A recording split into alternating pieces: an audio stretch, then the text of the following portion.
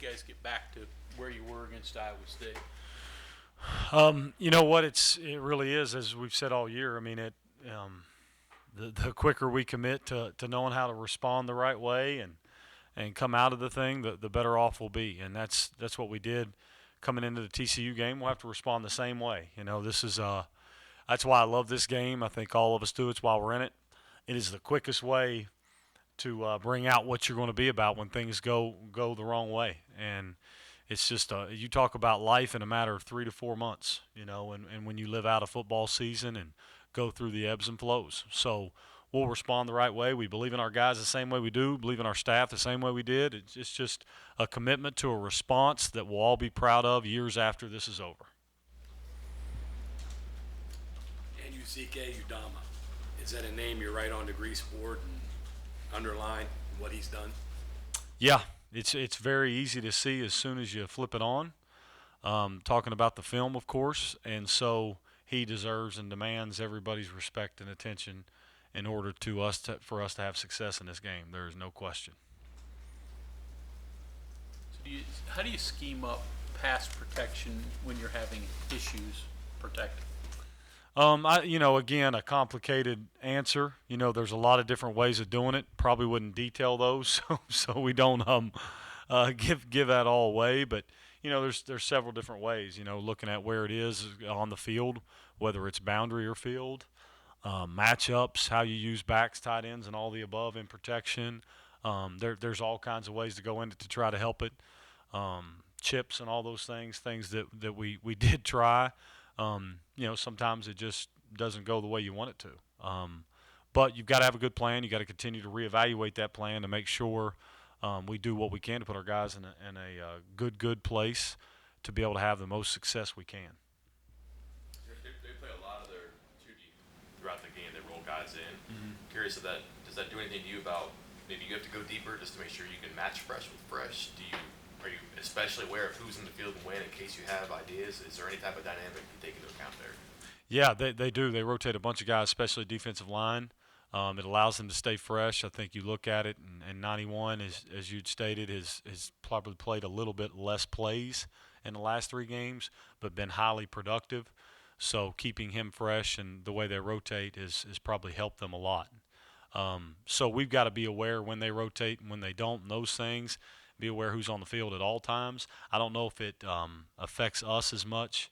Up front, we really don't rotate that way with our fronts, but we'll trade personnels and match things as we go through the game too.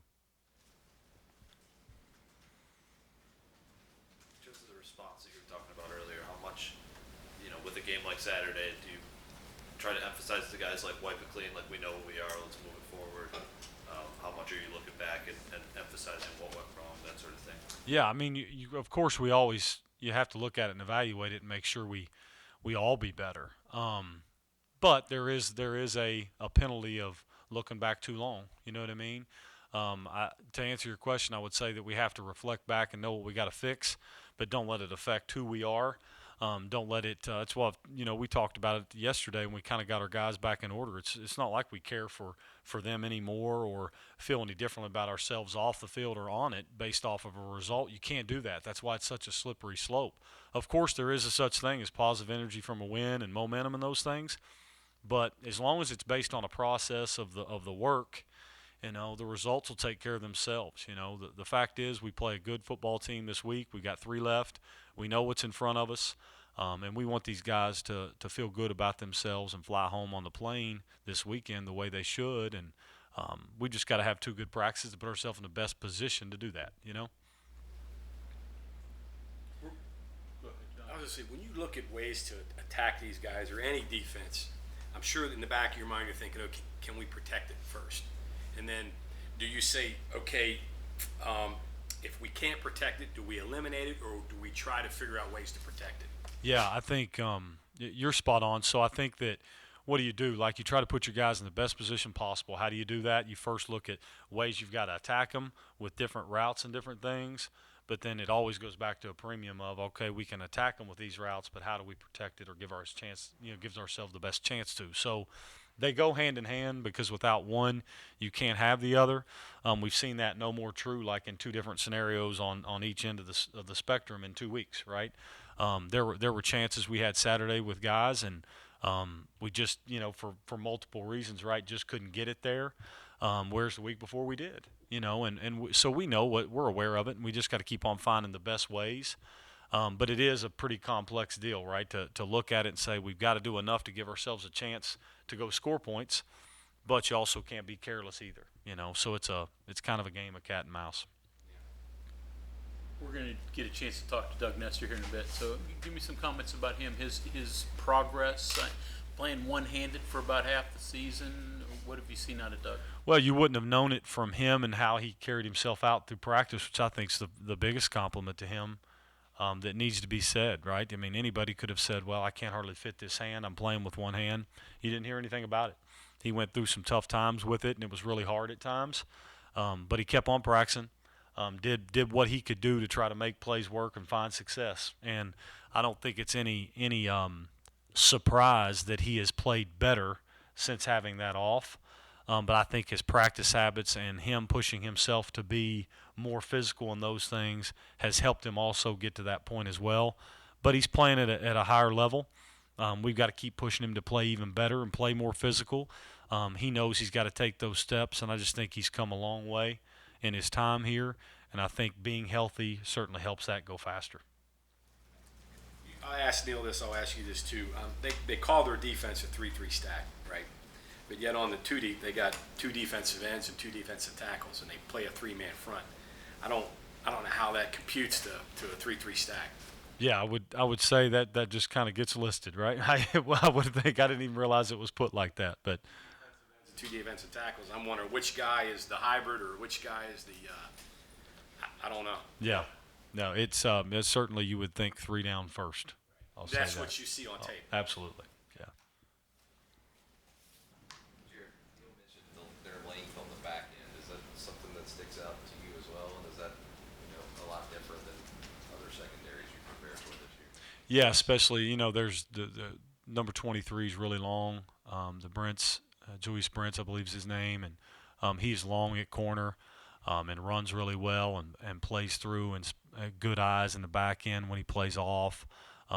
Those guys do a good job, and they run downhill to their fits very well in the new defense they're playing. It seems like each week they're growing to get better and better within the new system. And that length, anytime you have that with them playing off and more of zone principles, it creates a factor, especially when they come up and press. So it's going to have to be something our guys are up for the challenge to defeat guys and find ways to win.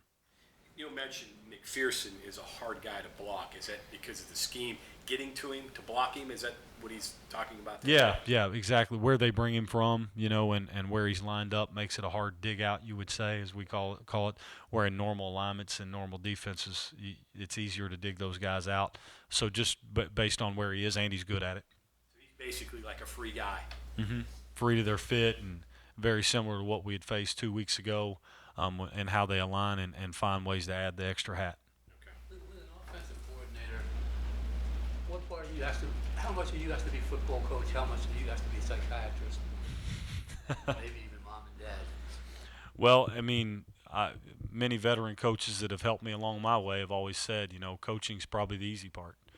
And I wouldn't call it easy, but you know what? It's like anything. When you're involved in a family, where you're around each other as much as we are, there's always going to be things to manage and deal with, because if there wasn't, there wouldn't be any care, concern, or emotion for each other. So it certainly is. It's our jobs, and as you create great leadership, it's the player's job to make sure we all kind of get back to that neutral place where we enjoy what we're doing, create some positive energy, and coach and play the game the way it was supposed to be played with enjoyment. So it is a daily challenge, but that's what's beautiful about it. If we all showed up and were robotic in our approach and nobody had the human element, what in the world would we be doing? I think we learned that through COVID. The power of people is, to me, one of the best things about this life, and sure as hell is in football. And I try to create that in our rooms, although sometimes we have our conflicts and fun with it. The guys, they make it fun to make sure we can find balance in our lives and detach them from the things they have to carry as young men in this life. And they're carrying a lot of things that they have to get done throughout the day and manage. I admire what they do, and admire what our staff does, quite frankly. And the fun part is to try to piece that all together, because it always works better when you've got great morale and people get along. That's just the way it is better. Does that make you a better father, or does being a father make you a better coach? I would say both. It's a challenge sometimes as coaches. We've talked about this before. The challenge is to separate the two. Sometimes you can fix things at work a whole lot different than with my 3 daughters and 3-year-old son. So I think that it's a much different. So sometimes you may get those crossed up, and you can't use the same tactics at home. But it's a fun ride. I think both feed each other. How much of what happened Saturday was them and what they did, and how much was what you guys weren't able to do? Well, I mean, a lot of it was certainly them. They do a great job. We knew we had our hands full. We knew how good they were. They've done it to a lot of people. Seeing it for what it was, you really, there's times you don't want to publicly say anything that would act like you're trying to even pass it or not on. Like it falls on us. It falls on me.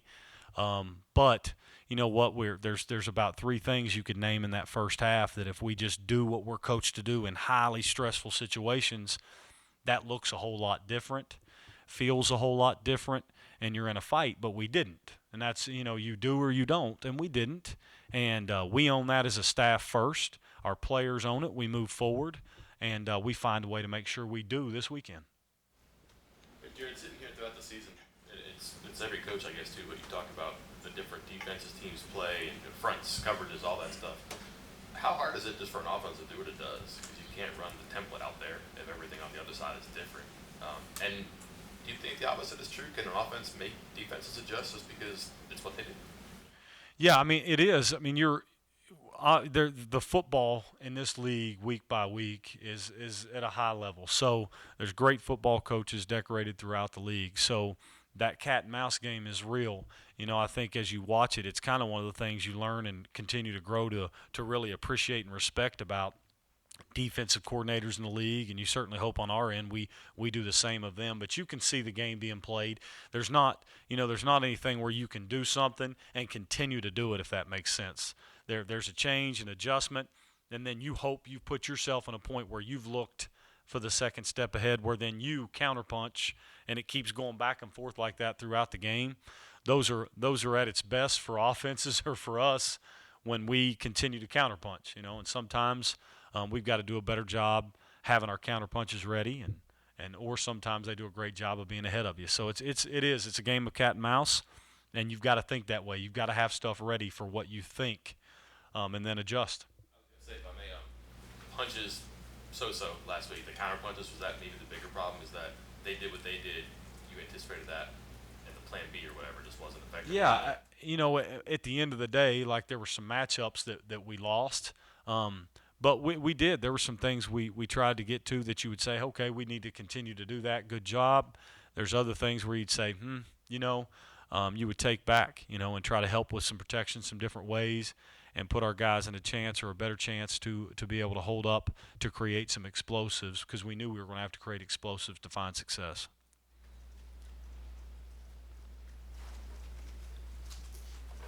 Okay, anything else for Coach?